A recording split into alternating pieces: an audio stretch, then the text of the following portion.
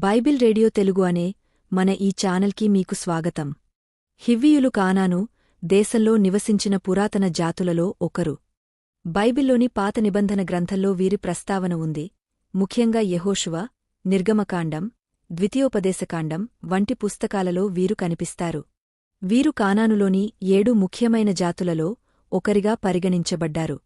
Bible ప్రకారం హివ్వీయులు హాము కుమారుడైన కానాను సంతతికి చెందినవారు.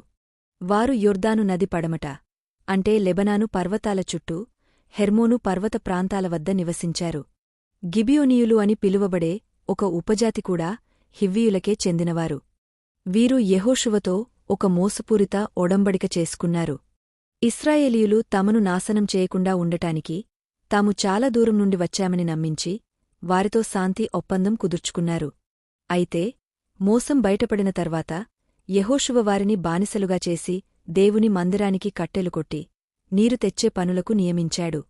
బైబిల్ వెలుపల పురాతన చరిత్రలో హివ్వీయుల గురించి ఖచ్చితమైన సమాచారం చాలా తక్కువ.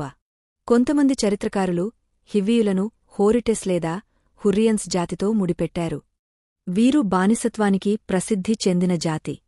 కాని దీనికి సంబంధించి స్పష్టమైన పురావస్తు ఆధారాలు లేవు.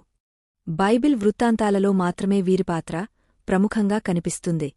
ఇటువంటి మరిన్ని వీడియోల కోసం ఆమెనని టైప్ చేసి యేసయ్య వందనాలు అని ప్రకటించండి.